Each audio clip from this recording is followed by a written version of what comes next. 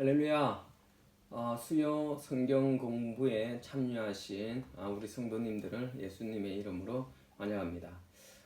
이렇게 영상으로 우리가 진행하고 있는 이 수요 성경 공부가 여러분들에게 하나님을 알아가는데 좀 많은 도움이 되었으면 좋겠습니다.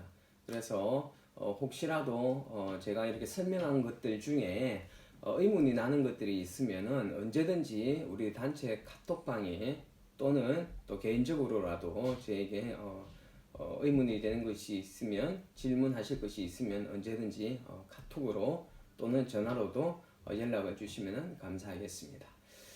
자, 우리가 오늘은 창세기 26장을 시작하도록 하겠습니다. 우리가 지난번에 25장에서는 아브라함의 죽음과 그리고 아브라함의 후처 그두라, 그리고 그 그두라의 후손들에 대한 족보, 그리고 에스와 야곱의 탄생과 그리고 에스가 야곱에게 장자권을 파는 사건을 우리가 기록한 것을 보면서 이제는 구속사의 주인공이 이제 아브라함에서 이삭, 야곱에게로 넘어가는 것을 우리는 볼 수 있었습니다. 예, 이 26장을 전체적으로 나누어 보면은 네 부분으로 나눌 수가 있습니다. 우리가 1절에서 11절까지는요, 이삭이 그 브엘세바의 브엘라 헤로이, 그게 흉년이 옴을 통하여서 블레셋의 도시인 어떤 그랄로 이삭이 이주한 것과 그곳에서 아내 리브가를 누이로 속이는 사건이 여기에 기록되어져 있고요. 두 번째 부분은 12절에서 22절까지의 내용입니다. 이 12절과 22절에는 이삭의 큰 실수에도 불구하고 하나님께서는 이삭과 함께 하시고 이삭에게 축복하심으로 크게 번성하였다라는 어떤 그런 사실과, 그리고 블레셋 사람들이 이삭을 시기하여서 이삭이 그 땅을, 그 브엘라 헤로의 땅을 떠나서 그랄 골짜기로 이주하는 내용, 그리고 그곳에서도 계속해서 그 블레셋 거민들과 계속해서 우물로 다투는 사건들이 있는데 그 사건들 중에서 이삭은 계속해서 자신이 수고하여 판 우물을 포기하고 그것들 넘겨주고 계속해서 이주하는 어떤 그런 모습이 12절과 22절에 기록되어져 있습니다. 그리고 23절과 33절에는요, 이삭에 대한 그 하나님의 가나안 땅과 자손 번성에 대한 약속을 하여 주시고, 그리고 가나안 토착 세력인 그 블레셋에서의 그 아비멜렉과 상호 불가침 조약을 맺는 것을 볼 수가 있습니다. 이것을 통하여서 이삭이 점점 그 가나안 땅에서 강성해져 가는 것을 우리는 볼 수가 있습니다. 그리고 마지막으로 34절과 35절에는 에스가 헷 족속의 여인들과 결혼함을 통하여서 이들의 부모인 이삭과 리브가의 마음을 근심케 하는 내용이 기록되어져 있습니다. 자, 그래서 우선 우리가 1절부터 11절의 내용을 우리가 한번 읽어보도록 하겠습니다. 1절에 볼 것 같으면은요, 이거 전체적으로 읽고 해야 되지만 여러분께서 다 읽어오신 줄 알고 바로 그 내용으로 들어가도록 하겠습니다. 우선 1절에 보면은 아브라함 때에 첫 흉년이 들었더니 라는 내용이 나오지 않습니까? 여러분 이 내용 기억하시죠? 아브라함이 가나안 땅에 들어왔을 때 흉년이 들어서 하나님 앞에 묻지도 않고 하나님의 음성도 듣지도 않고 자신의 이성과 상식적인 그 사고를 이용하여서 애굽으로 내려갔다가 자신의 아내 사라를 또 누이로 속이고 바로에게 뺏기는 낭패를 보았던 그때를 이야기를 하는 것입니다. 자, 그리고 들었더니 그 땅에도 흉년이 들면 이 그 땅은 어디겠습니까? 예, 이삭이 거주하였던 바로 브엘라 헤로이, 그 브엘세바 들에 있었다 그랬죠? 그 있었던 하갈의 우물 아시겠죠, 그렇죠? 바로 그 땅을 이야기를 하는 것입니다. 그리고 그 땅이 이제 그 흉년이 들어서 이제 이삭이 어디로 옮겨가는 것입니까? 바로 그랄로 옮겨가게 됩니다. 여러분 이 그랄은요 가나안의 저 남부 지역입니다. 가나안 땅 남쪽 경계선과 서쪽 해안가 가까이에 위치해 있었던 아주 풍요로웠던 곡창지대였습니다. 이것은 아브라함이 한때 잠시 머물러 있었던 곳이기도 합니다. 창세기 20장에 보면 나와 있습니다. 자, 그리고 여기에 보니까 그랄에 가서 블레셋 왕 아비멜렉에게 이르렀더니 라는 내용이 나오죠. 우선 여기서 아비멜렉을 한번 보았으면 좋겠습니다. 여러분, 이 아비멜렉은 이 블레셋 왕의 이름이 아닙니다. 그 이름이 아니고 블레셋 왕의 직함, 그것을 이끌어서 아비멜렉이랍니다. 여러분, 애굽의 왕은 뭐라고 우리가 불렀습니까? 파라오, 바로 바로라고 불렀지 않습니까? 이와 마찬가지로 바로 이 블레셋 왕의 그 칭호를 아비멜렉이라고 하였습니다. 그래서 우리는 성경에 볼 것 같으면은요, 바로 왕처럼 이 아비멜렉이라는 그 왕이 칭호가 여러 번 나오는 것을 볼 수가 있습니다. 그래서 똑같은 사람이 아닙니다. 그때의 그 블레셋 왕의 이름을 일컬어서 아비멜렉이다라고 했다라는 것을 여러분 기억하십시오. 약 한 70년 전에 아브람 때도 그때의 왕도 아비멜렉이었지 않습니까? 바로 지금 오늘 본문에 나오는 아비멜렉의 아마 선왕이 아마 그 왕이었을 것입니다. 자, 이때 2절에 이제 여호와께서 이삭에게 나타나셔서 이르시되 뭐라고 합니까? 애굽으로 내려가지 말고 내가 내게 지시하는 땅에 거주하라라는 구절이 나오는 것을 볼 수가 있습니다. 그렇죠? 애굽으로 내려가지 말라라고 하나님께서 이렇게 말씀하시는 것을 보았을 때 아마도 이삭은 이 그랄 땅을 지나서 애굽으로 내려가려고 했던 그 생각을 아마 품었던 것 같습니다. 아마 이전에 자신의 아버지 아브라함이 그랬던 것처럼 자신도 이 아브라함의 영향을 받아서 바로 이 애굽으로 내려가려고 했던 것 같습니다. 성경에서 세속적인 부요와 각종 우상의 도시 애굽은 언제나 이 하나님의 백성들에게 유혹의 장소로 등장하는 것을 볼 수가 있습니다. 그러나 하나님은 계속해서 하나님의 백성들에게 말씀하시기를 바로 하나님께서 약속하신 언약의 땅 가나안에 머물러 있어야지 애굽으로 계속해서 가지 말 것을 말씀하고 계십니다. 이 가나안을 떠나서 세상과 바로 우상의 도시인 이 애굽, 이곳 가운데에서는 결코 그들이 정말 만족하는 그 삶을 살 수 없음을 하나님께서는 계속해서 이야기를 하고 계시는 것이죠. 여러분, 이것은 우리들에게도 던져주는 메시지가 있지 않겠습니까? 여러분, 이 애국은 세상을 말할 것이고 이 가나안 땅, 뭐 영적인 가나안 땅은 천국을 의미하기도 하지만은 또 이 가나안 땅, 약속의 땅, 바로 하나님께서 함께 하시는 땅이지 않겠습니까? 그렇죠? 그러니까 바로 이 하나님 앞에 머물러 있어야지 이 세상 가운데 세상이 우리에게 좋아 보이는 것들을 준다라고 유혹하는 이 세상 가운데로 나아가지 말 것을 하나님께서는 이런 애굽을 비유를 통하여서 우리에게 말씀하고 계시는 것입니다. 우리가 살아가는 동안 하나님 백성이지만 때때로 이 이삭처럼 인생의 흉년을 맞이할 때도 있습니다.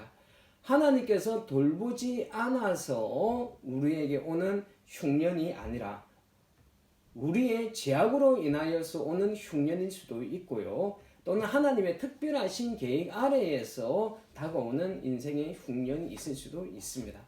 이때 우리는 하나님을 떠나서 세상의 도움을 구하러 아브라함처럼요 애굽으로 가든지, 그러니까 이 세상으로 가든지 아니면 이 세상의 유혹을 따라 가서는 안 될 것입니다. 우리는 항상 이런 유혹을 받으면서 살아갑니다. 우리가 하나님 나라에 가는 그날까지 끝까지 우리는 이런 유혹을 받으면서 살아갈 겁니다. 사단이 그렇게 우리를 그냥 편안하게 하나님 나라로 가도록 내버려 두지 않고 하나님의 백성들을 실족하게 만들기 위하여서 계속해서 세상에 좋아 보이는 것들로 하나님의 백성을 마음을 빼앗으려고 할 것입니다. 여러분, 그럴 때 우리가 이 사단에게 틈을 내어주지 않기를 부탁드리겠습니다. 마귀에게 틈을 내어줘서 성령님을 근심하게 하는 그 삶을 살지 않도록 우리가 늘 깨어있는 삶을 살아야 될 것입니다. 깨어있는 삶을 살기 위해서 우리는 하나님의 그 전신갑주로 우리가 무장하여서 이 우리 마귀의 유혹에 넘어가지 말고 어떤 상황 가운데서도 하나님 한 분만 바라보고 하나님 한 분만을 붙잡고 살아갈 수 있는 저와 여러분 되시길 부탁드리겠습니다. 자, 2절에 보니까 내가 내게 지시하는 땅이라 나왔지 않습니까? 이 땅은 어디겠습니까? 예, 바로 가나안 땅입니다. 이때 당시에 이 블레셋 땅도요, 지정학적으로 봤을 때 가나안 땅이었습니다. 그곳에 하나님께서는 머물러 있으라고 말씀하시는 것이죠. 자, 3절과 4절에는요, 하나님께서 아브라함에게 주셨던 동일한 약속을 이삭에게 하시는 것을 볼 수가 있습니다. 무엇이었습니까? 가나안 땅과 후손들이었습니다. 이제 이 축복은 아브라함에게서 이제 이삭으로 옮겨져 왔고 결국은 야곱과 그리고 그 야곱의 후손들에게 이어져서 완성되어질 것입니다. 4절에 보니까요, 내 자손으로 말미암아 천하 만민이 복을 받으리라라는 구절이 나온 것을 볼 수가 있습니다. 아브라함 한 사람으로 인하여서 시작되었던 하나님의 이 구원의 축복은 이삭, 야곱을 거쳐서 전 이스라엘 백성들에게 뿐만 아니라 나아가서는 인류의 그 모든 사람들에게까지 확산되어 나갈 것을 의미를 하고 있는 것입니다. 이것이 언제 성취되어지십니까? 바로 예수 그리스도로 말미암아서 모든 인류에게 이 만민에게 복을 받는 이것이 활짝 열리게 되어지는 것을 우리는 알고 있지 않습니까? 여러분 다시 한번 생각해 보았으면 좋겠습니다. 아담과 하와가 하나님 앞에 그 불순종을 죄를 범하지 않습니까? 이 불순종의 그 죄악으로 인하여서 우리 인간들에게 아주 비참한 결과가 나타났는데 그 결과가 무엇이었습니까? 예, 바로 하나님과의 분리였습니다. 하나님과 분리가 되어짐으로 인하여서 그 죄로 인하여서 우리에게 무엇이 찾아왔습니까? 죽음이 찾아오게 되었지 않습니까? 여러분, 하나님과 함께하지 못하는 그 분리, 그것이 바로 죽음이지 않습니까? 육적인 죽음뿐만 아니라 영적인 죽음이 그 죄로 인하여서 우리에게 찾아왔습니다. 원래 인간은 어떤 존재였습니까? 영생의 삶을 살도록 지음을 받았던 존재였지만은 이 죄로 인하여서 하나님과 분리가 되어지고 영원한 죽음 가운데 들어갈 수밖에 없는 저주를 받게 되었던 것입니다. 하나님께서는 이것이 너무도 마음이 아프셨습니다. 하나님의 사랑하는 자녀들과 관계가 분리가 되어지고 하나님의 자녀들이 영원한 죽음으로 들어가게 되는 것을 하나님께서는 너무도 마음이 아프셔서 하나님께서는 이 하나님의 백성들과의 그 관계를 회복하고 이들의 생명을 살리시기 위하여서 자신의 아들 독생자 예수 그리스도를 희생 제물로 드리기로 결정하지 않습니까? 그래서 하나님께서는 이 예수 그리스도가 오시기까지 하나님의 사람들을 사용하지 않습니까? 아담과 하와의 자녀 가인과 아벨이 있었지만은 가인이 아벨을 죽이고 그 다음 태어났던 아들이 누구입니까? 바로 셋이었지 않습니까? 바로 셋의 후에 노아, 그리고 노아의 후에 아브라함, 그 다음 아브라함, 이삭, 야곱, 그리고 야곱의 12아들, 그 중에서도 유다의 그 후손을 통하여서 예수 그리스도께서 오시고 십자가에 못 박히심을 통하여서 우리가 구원의 축복을 받게 되는 것입니다. 만민이 복을 얻게 될 것이다 라는 그 말씀이 성취되어지는 것입니다. 자, 우리 이제 6절에 볼 것 같으면요, 이삭이 그랄에 거주하였더니 라는 구절이 나옵니다. 이삭이 하나님의 명령에 순종하여서 흉년 중에도 이 가나안 땅, 그랄 땅을 떠나지 않고 머무르고 있음을 우리가 알 수가 있습니다. 여러분 생각하시기에 이것이 과연 쉬운 결정이었겠습니까? 눈앞에는 흉년밖에 보이지 않고 조금만 내려가면은 바로 지금 겪고 있는 흉년의 고통을 벗어나게 해줄 것 같은 어떤 그 애굽이 보이는데 이 하나님의 말씀에 순종하여 흉년의 자리에 계속해서 머물러 있는 것이 결코 쉽지는 않았을 것입니다. 그런데 이 이삭은 그런 흉년의 한가운데에서도 이 그랄에 머물러 있습니다. 이 이삭이 그랄에 머물러 있을 수 있었던 그 원동력이 어디에서 나왔겠습니까? 바로 그것은 이삭이 하나님을 전적으로 신뢰했기 때문이었을 것입니다. 현재의 상황은 어렵지만은 하나님께서 약속하시는 그 약속과 그 후손들과 땅에 대해서 약속하셨지 않습니까? 그 약속과 그 하나님의 돌보심을 이삭은 신뢰하였기 때문에 이 이삭은 계속해서 그랄에 머물러 있을 수 있었던 것입니다. 여러분, 이것은 우리들에게도 마찬가지로 적용되어야 할 내용들입니다. 인생의 흉년, 고난의 시간이 우리들에게 찾아와도 우리가 반드시 붙들어야 하는 것은 애국, 이 세상이 아니라 하나님임을 우리는 기억해야만 하는 것이죠. 우리를 끝까지 돌보시고 선하게 인도하시는 그 하나님을 향한 그 신뢰를 우리가 끝까지 거두지 말고 하나님만을 끝까지 붙들고 나아갈 수 있기를 부탁드리겠습니다. 그리고 7절에 보니까요, 이런 믿음의 이런 믿음이 있어서 그 흉년에도 불구하고 애굽에 내려가지 않았던 이 이삭이 또 실패하는 모습이 연이어서 또 지금 나오는 것을 볼 수가 있습니다. 7절에 볼 것 같으면 어떤 내용이 나옵니까? 그곳 사람들이 그의 아내에 대하여 물음에 그가 말하기를 그는 내 누이라 하였으니 리브가는 보기에 아리따움으로 그곳 백성이 리브가를 말미암아 자기를 죽일까 하여 그는 내 아내라 하기를 두려워함이었더라. 누굽니까? 자신의 아버지 아브라함과 똑같은 사건이 이 이삭에게 발생하는 것을 보게 됩니다. 낯선 땅에서 그곳 그 주민들이 아름다운 리브가의 미모 때문에 리브가가 되게 아름다웠다라고 우리가 그 이삭이 결혼할 때 그 내용을 보았지 않습니까? 그렇죠? 굉장히 아름다웠던 것 같습니다. 리브가의 그 미모를 탐하여서 자신을 죽일 것에 대한 어떤 그 죽음의 공포로 인하여서 리브가를 누이라고 속이는 것을 보게 됩니다. 이삭의 연약함이 나타납니다. 하나님께서 돌보실 것을 믿고 그랄에 거주하였다라면은 주변의 어떠한 상황 가운데에서도 하나님께서 이삭을 끝까지 돌보아 주실 것이라는 어떤 그런 믿음을 가지고 하나님을 바라보면서 살았어야 했는데 자신의 생명이 위협되는 그 위기 상황 앞에서 그가 믿음의 실패를 하게 되는 것을 우리는 보게 됩니다. 역시 이삭도 이 아브라함도 그랬지만은 역시 이삭도 믿음의 훈련을 받고 있는 것을 우리는 눈치챌 수가 있습니다.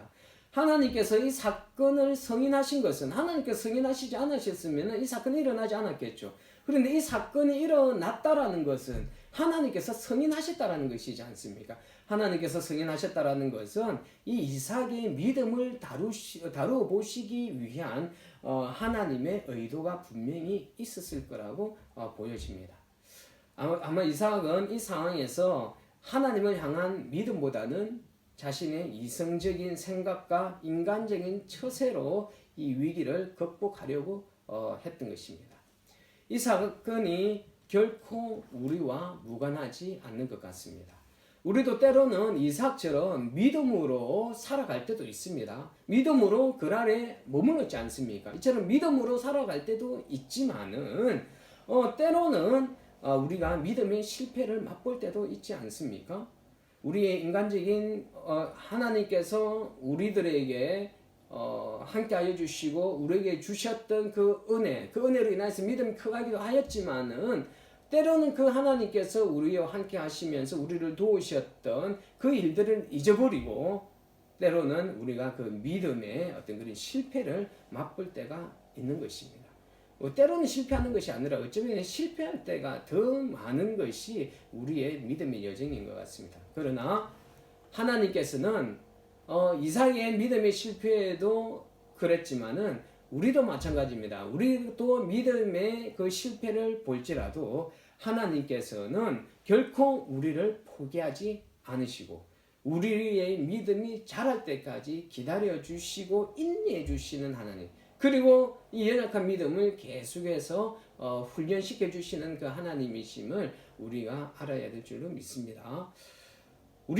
하나님께서는 우리를 괴롭히려고 하는 것이 아니라 우리로 하여금 온전한 하나님의 사람, 믿음의 사람, 그리스도의 장성한 분량까지 자라나는 성숙한 하나님의 사람이 되도록 하시기 위하여서 때로는 우리에게 인생의 위기를 허락하신다라는 것. 그런 것을 우리가 이해하시고 하나님의 끝까지 신뢰하는 믿음의 사람들이 될 수 있기를 부탁드리겠습니다. 11절에 보니까요, 이 아비멜렉이 이렇게 이삭은 자신의 아내 리브가로 인하여서 자신의 생명이 빼앗길까 두려워하지만은 지금 11절에 볼 것 같으면은 아비멜렉이 이삭의 아내를 범하는 자는 죽이리라 이렇게 이야기하는 것을 볼 수가 있습니다. 11절 한번 볼까요? 11절에 보면 아비멜렉이 이어 모든 백성에게 명하여 이르되 이 사람이나 그의 아내를 범하는 자는 죽이리라 이렇게 나오고 있지 않습니까? 아비멜렉이 자신의 영역으로 들어온 일개 그 나그네의 아내를 보호하기 위하여서 아주 엄격하게 이 명령을 합니다. 왜 이렇게 이 아비멜렉이 엄격하게 그들의 백성에게 명하였을까요? 아마도 첫 번째로는요, 과거 이삭의 아브라함 때에 이 아비멜렉의 선왕, 그 아비멜렉이 아브라함과 사라 사이에서 똑같은 사건이 있었지 않습니까? 그때 그 사건으로 인하여서 자신의 선왕이 아주 정신적인 큰 고통을 하나님의 어떤 그런 경고로 인하여서 두려움에 떨면서 정신적인 고통을 겪었다라는 것을 이미 이 아비멜렉은 아마 선왕을 통하여서 들었기 때문에 아마 이 똑같은 이 상황 가운데에서 이 하나님의 블레셋 백성들에게 이와 같은 엄격한 명령을 내렸을 것이라고 보고 있고요. 두 번째로는요, 이 아비멜렉이 이삭의 존재를 높게 평가하고 있었기 때문입니다. 아비멜렉이 이삭을 굉장히 존중합니다. 이삭 자신은 이방 세력들을 두려워했지만은요, 이 이방 세력들은 이 아비멜렉은 오히려 이삭을 두려워합니다. 왜 이 이삭을 두려워할까요? 이삭 자체가 두려웠기보다는요, 하나님께서 이삭을 높여 주셨기 때문에 이 이방 사람들의 눈에 이 이삭이 두려운 존재로 보였기 때문입니다. 16절에 보면은 네가 우리보다 크게 강성한 적이라는 구절을 통하여서 이것을 유추해 볼 수가 있습니다. 여러분, 하나님께서 함께 하시면은요, 우리가 생각하는 것보다 훨씬 큰 존재라는 것을 우리 하나님의 백성들이 깨달았으면 좋겠습니다. 우리 자신을 너무 가소평가하는 것 같아요. 맞습니다. 우리는 사실은 아무것도 아닌 존재입니다. 정말 아무것도 아니고 볼품없는 존재이지만은 우리가 실제적으로는 아무것도 아닌 존재가 아니라는 것은 하나님께서 우리를 아무것도 아닌 존재로 만드시지 않는다라는 것이에요. 하나님께서 우리를 크게 하십니다. 우리 자체가 커서 다른 사람들에게, 이 세상의 사람들에게 크게 보이는 것이 아니라 하나님께서 우리를 큰 존재로 보이게 하십니다. 우리와 함께 하시는 하나님이 크시고 그 하나님이 우리를 크게 하시고 있다라는 것을 우리가 기억하면서 너무 우리 자신을 이 세상 사람들 앞에서 가소평가하지 않았으면 좋겠습니다. 하나님 때문에 우리는 아주 큰 존재입니다. 하나님께서 우리를 아주 큰 존재로 만들어 가실 거라는 것을 여러분 우리가 믿었으면 좋겠습니다. 자, 12절과 22절의 내용을 이제 볼 텐데, 아까 앞에서 말씀드렸던 것처럼 12절과 22절에는요, 이삭의 큰 실수에도 불구하고 하나님께서 축복하심으로 이삭이 크게 번성하였다라는 어떤 그런 사실과 블레셋 사람들이 이삭을 시기하여서 이삭이 그 땅을 떠난 사실, 그리고 이삭은 계속해서 놀랄만한 인내로 아주 그 소중한 우물을 계속해서 양보하는 어떤 그런 사실이 12절에서 22절까지 기록되어져 있습니다.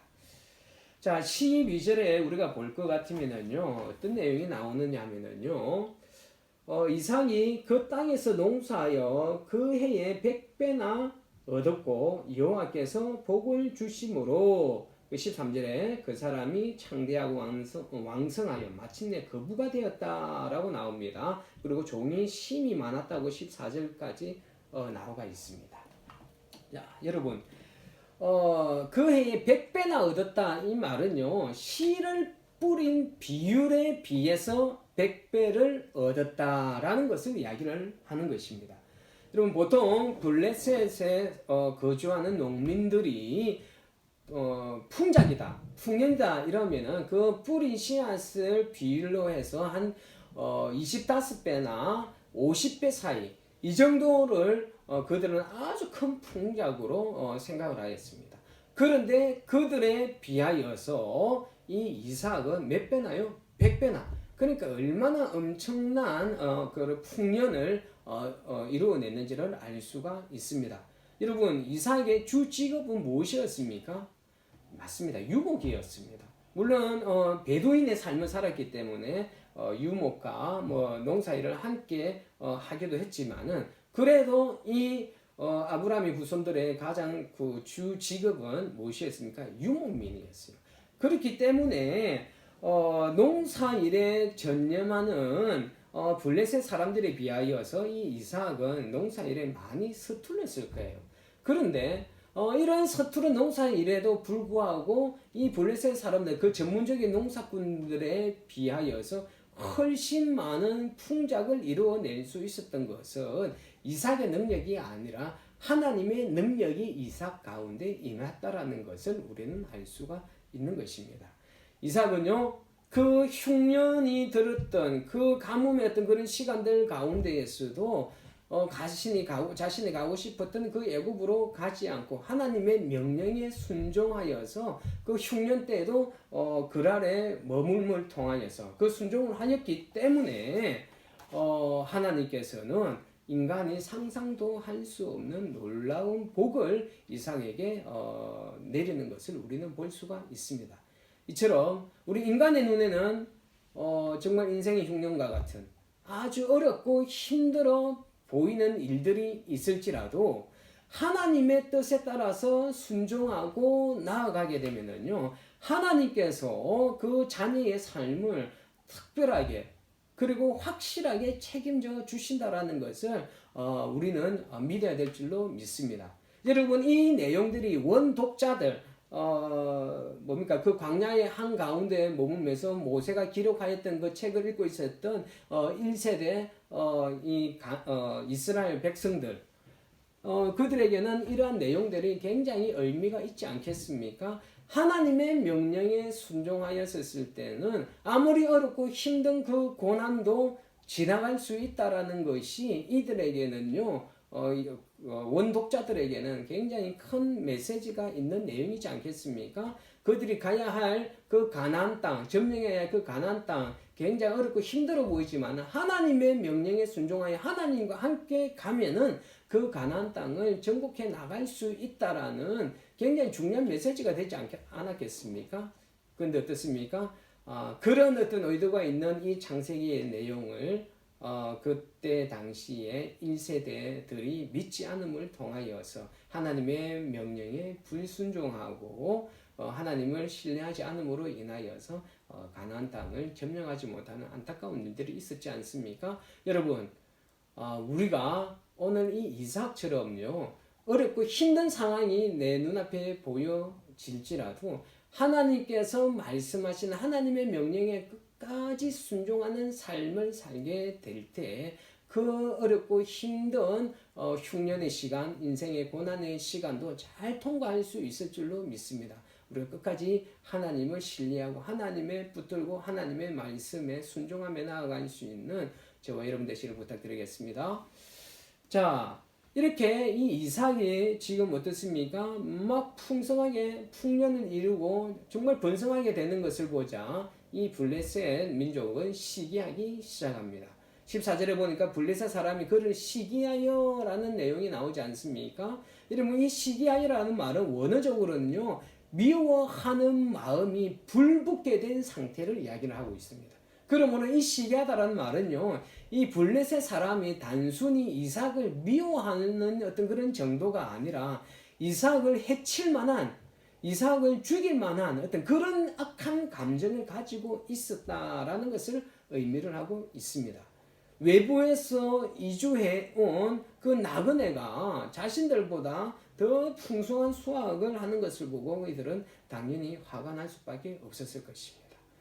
자, 그때 어떤 일들이 또 일어납니까? 15절에 보니까요, 그 아버지 아브라함 때에 그 아버지의 종들이 판 우물을 막고 흙을 메웠더라라는 내용이 나옵니다. 예, 그만큼 이 사람들이 굉장히 이 이삭을 시기했다라는 것을 우리가 볼 수가 있는데, 여러분 팔레스타인 지역은 굉장히 건조하고 비가 적기 때문에 우물이 너무너무 중요한 그들의 재산이었지 않습니까? 자, 그렇기 때문에 이 고대 사회에서는요, 그들의 소중한 우물을 막고 메우는 행위는 뭘 의미를 하느냐면요, 정식으로 전쟁을 선포하는 행동인 것을 우리는 알아야 됩니다. 그러니까 우물을 메웠다는 거야. 아니 한판 나하고 붙자. 만약에 그게 싫으면은, 나하고 한판 붙기 싫으면은 네가 그냥 그 우물 내두고 떠나라 라는 어떤 그런 추방적인 어떤 그런 의미가 바로 이 우물을 덮어버리는 그 행위들 가운데 나타나가 있는 것입니다. 자, 16절에 이제 아비멜렉이 와서 이야기합니다. 네가 우리보다 크게 강성한 적 우리를 떠나라 라고 이렇게 이야기를 합니다. 여기서 강성하다라는 원어적인 의미는 수요가 많은, 힘이 센이라는 뜻입니다. 결국 이삭의 가세가 굉장히 커져서 블레셋 사람들에게 위협이 될 정도로 커 나갔다라는 것을 보여줍니다. 이렇게 될 수 있었던 것은 하나님이 함께 하셨기 때문이겠지요. 자, 이제 17절에 보니까요, 이삭이 그곳을 떠나서 그랄 골짜기에 장막을 치고 거류하며라고 이렇게 나오게 됩니다. 분명히 이 이삭은 아비멜렉에게 부당한 요구를 받았지 않습니까? 그러나 이 이삭은 이런 부당한 요구에도 불구하고 아무런 대꾸도 없이 자신의 처소를 옮기는 이삭의 온유한 성품을 우리는 볼 수가 있습니다. 여러분, 이 부당한 어떤 그러한 행위들에도 아무렇게 반응하지도 않고 자신이 그것을 떠난 어떤 이 모습들이 예수님의 어떤 그런 모습이 떠오르게 하고 있지 않습니까? 여러분, 예수님께서 제사장들, 율법 교사들, 그리고 심지어 나중에는 그 백성들에게까지 부당한 대우를 받으면서 그 십자가의 언덕길을 걸어갈 때 예수님을 향하여 침뱉고 모욕하였던 그들에게 끝까지 예수님께서는 침묵하시면서 그 모든 것을 받아들였던 그런 모습이 오버랩되어집니다.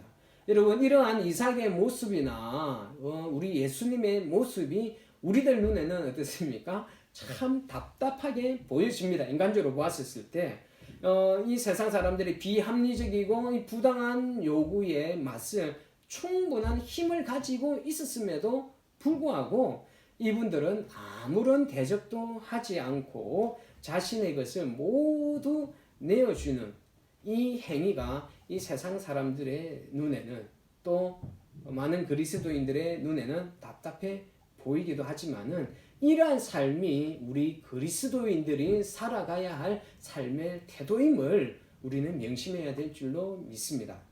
이런 이삭의 자신의 권리를 넘겨주고 양보하는 어떤 그런 태도의 근간에는요, 이 땅에서의 삶은 단지 나그네의 삶이라는 그런 가치관, 그 아버지로부터 물려받은 어떤 그런 나그네의 그 신앙, 그 가치관을 이 이삭이 가지고 있었기 때문일 것이고요. 그리고 하나님과의 깊은 그 교제 가운데 나오는 그 온유한 성품이 이 이삭에게 있었기 때문입니다. 뿐만 아니라 이삭은요, 하나님께서 함께 하시면은 잃어버리고 손해본 이 모든 것들 이것보다 하나님께서 함께 하시면은 그 이상의 것으로 하나님께서 회복시킬 수 있다라는 그 믿음이 이 이삭에게 있었기 때문에 이 이삭은 그들의 그 부당한 요구에도 아무런 반응하지 않고 그들이 원하는 대로 떠난 것을 우리는 알 수가 있는 것입니다.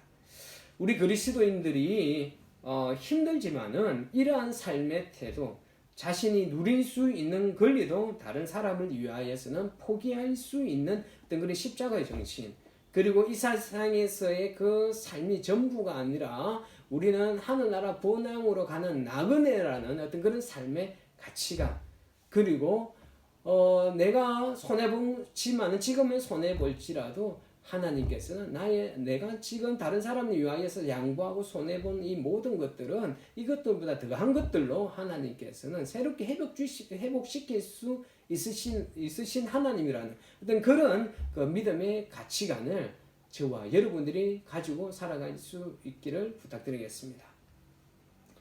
자, 그리고 18절과 22절의 내용입니다. 18절과 22절에는요, 이삭이 거류하던 그랄 골짜기에는 자신의 아버지 아브라함이 그랄 골짜기에 머물 때 파두었던 우물이 있었습니다.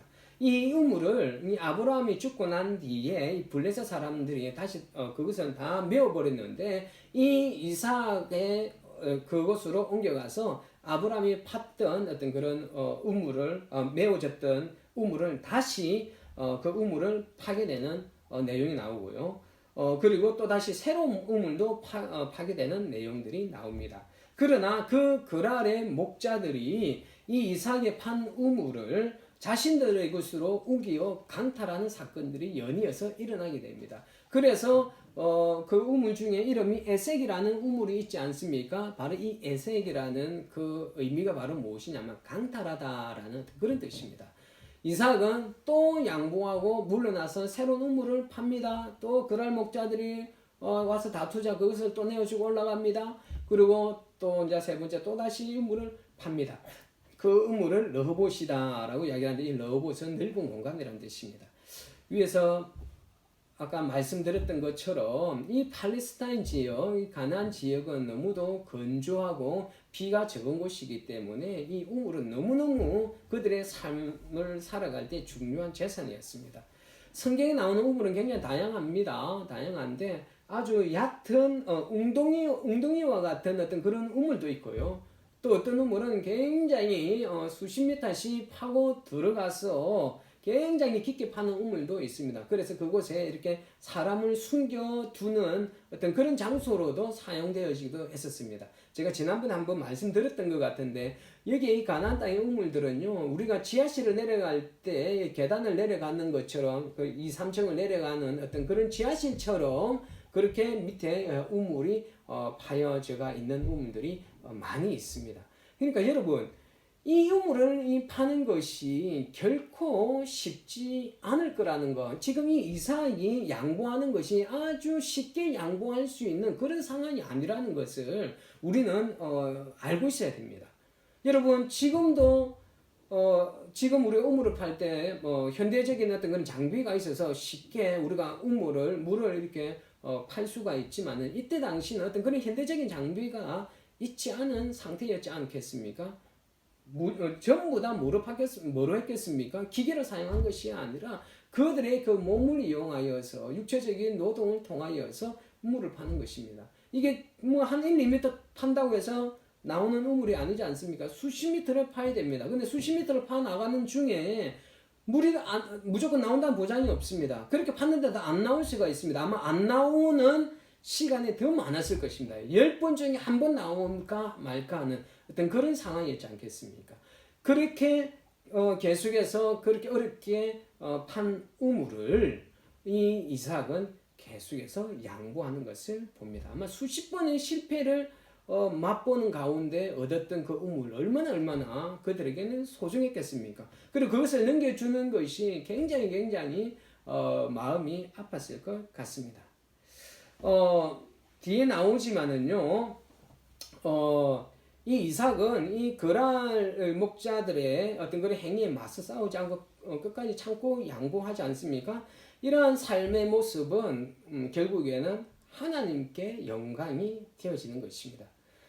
블레셋 주민들의 어떤 악한 행위들에도 불구하고 끝까지 참고 양보한 이삭에게 하나님께서 함께 하심을 보고 나중에 이 블레셋 사람들이 밑에 나오죠. 블레셋 사람들이 화친 조약을 맺으러 오는 것을 우리는 보게 되는 것입니다.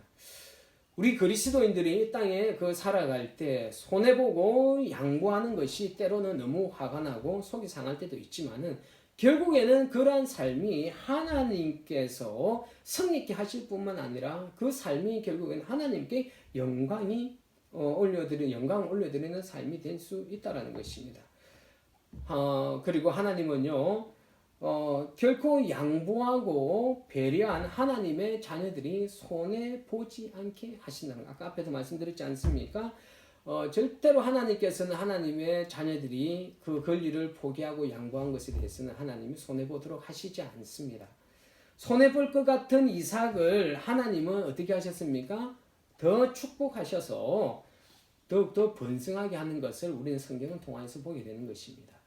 지금 손해보기 싫어서 다른 사람들과 끝까지 싸워 지키느라 그 하나님의 영광을 가리는 그리스도인들이 이 땅에는 너무 많은 것 같습니다. 여러분, 이런 그리스도인의 삶을 살지 않았으면 좋겠습니다. 지금은 손해볼지라도 다른 사람을 생각하여서 그리고 하나님의 영광을 위하여서 좀 포기할 수 있는 넉넉한 마음과 좀 온유한 성품을 가진 그리스도인들이 될 수 있었으면 좋겠습니다. 물론 이것이 정말 쉽지 않다라는 거 너무너무 우리들이 잘 알고 있습니다. 그러나 이러한 삶을 살아야 되는 사람들이 그리스도인입니다. 제가 자주 말씀드리지 않습니까? 우리는 예수를 믿기로 작정했다라는 것은 이러한 삶을 살기로 우리가 선택하신 것입니다. 아주 위험한 선택을 하신 것입니다. 여러분, 우리가 하나님의 자녀라면 하나님의 자녀다운 그리스도인, 바로 십자가의 정신으로 살아가는 저와 여러분 되시기를 부탁드리겠습니다. 자, 이어서 23절에서 33절에는요, 이삭에 대한 가나안 땅과 그리고 자손에 대한 번성 약속을 하나님께서 아브라함에 이어서 해주시고요.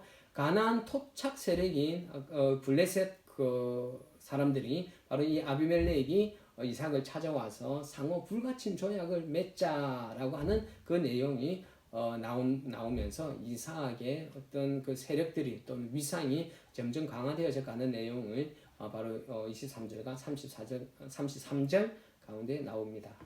자, 여러분, 그 내용이 24절에 볼 것 같으면 나옵니다. 24절에 뭐라고 나와 있습니까? 24절에 볼 것 같으면요. 그 밤에 여호와께서 그에게 나타나 이르시되 나는 내 아버지 아브라함의 하나님이니 두려워하지 말라. 내 종 아브라함을 위하여 내가 너와 함께 있어 내게 복을 주어 내 자손이 번성하게 하리라 하신지라. 그러면서 그 두려워하지 말라라는 내용이 나오지 않습니까? 자, 지금 우물 문제로 인하여서 이 이삭은 너무나 지쳐 있을 것 같아요.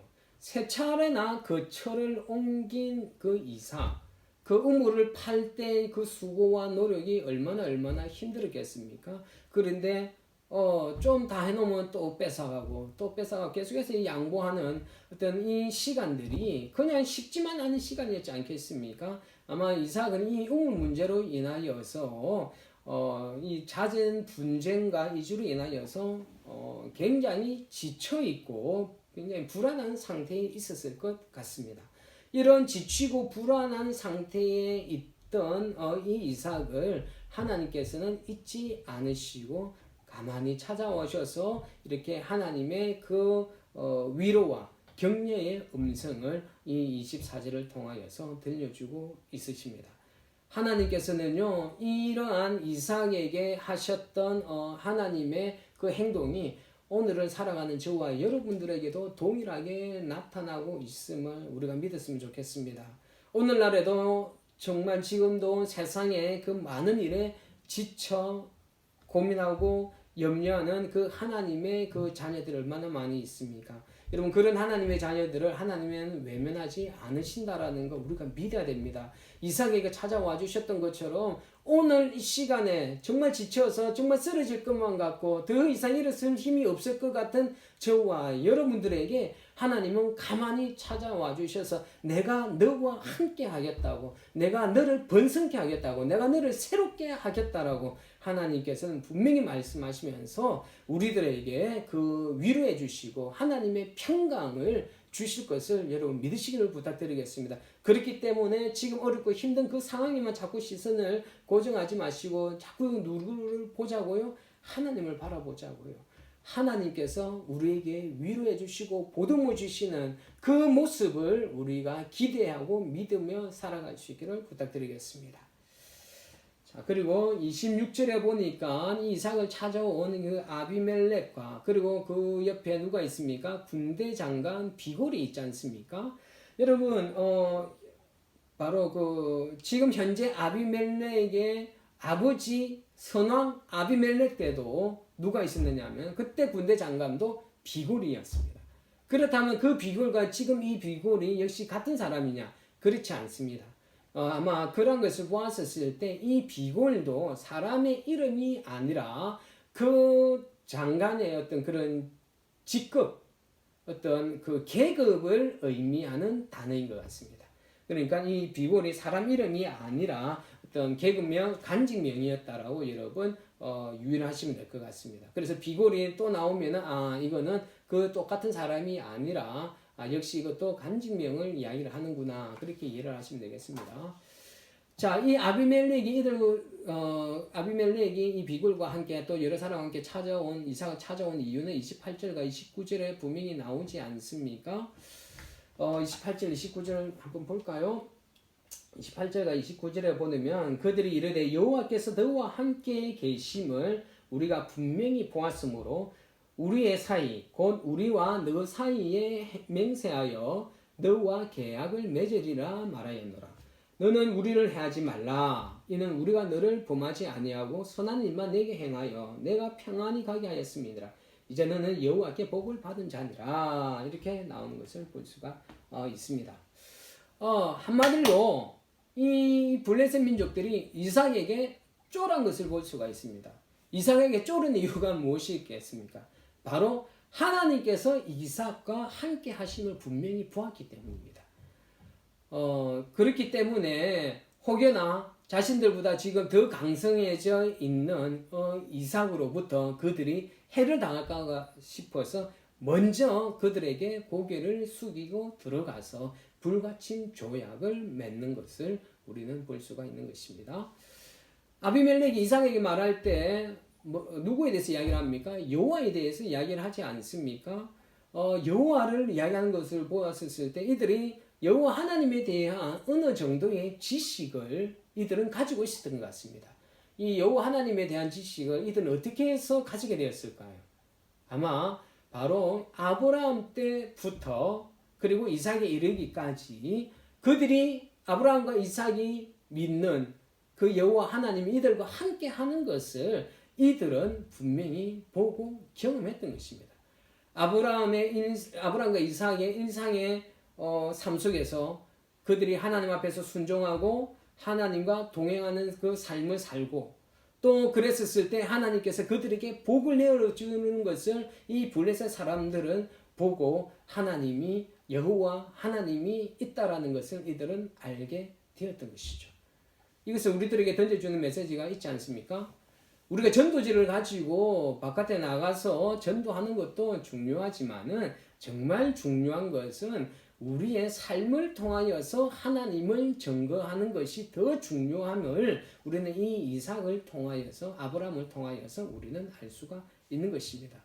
우리의 삶이 인내하고 양보하고 다른 사람을 위하여서 손해보기로 결정하는 하나님의 성품을 닮은 모습들 그리고 그 삶을 살았을 때 하나님께서 주시는 복을 누리는 삶, 영적으로 부유한 삶, 물질적으로 부유한 삶 이러한 삶들이 이 세상의 사람들에게 하나님이 살아계심을 전하고 하나님이 어떠한 분임을 전하고 또 그런 삶을 통하여서 이 세상의 사람들에게 그리스도인으로서 영향력을 끼치는 삶을 살 수 있는 그런 저와 여러분들이 될 수 있기를 부탁드리겠습니다. 마지막으로 34절과 35절에는요. 에서가 헷 속 여인에게서 두 여인을 아내로 삼는 것을 볼 수가 있습니다. 중언을 한 것입니다. 물론 에서가 행하였던 이 중언은 그때 당시에 간섭으로 보았을 때는 별 문제가 되어지지는 않는 것이지만은 바로 하나님의 자녀들이었던 이들에게는요, 특히 이삭 이 부모들에게는요, 굉장히 큰 걱정거리일 수밖에 없었습니다. 우선 이삭은 자신의 부친인 아브라함이 이 중언으로 인하여서 가정의 어떤 그런 갈등을 겪는 것은 이삭이 보았지 않습니까? 그랬기 때문에 자신은 이 리브가와만 이렇게 살았는데 이러한 그 아버지 때 일어났던 중언으로 일어났던 그 갈등이 자신의 아들 그 에서에게도 그 일어날 것에 대하여서 염려가 되었기 때문에 이 중언하는 것에 대하여서 크게 걱정을 하였고요. 그리고 이보다는 더 걱정스러웠던 것은 이 이방 여인과의 결혼으로 인하여서 여호와 하나님을 향한 그 신앙이 훼손되어질 것에 대하여서 이방의 우상을 섬기게 될 것에 대하여서 이 이삭과 리브가는 크게 걱정하였던 것입니다.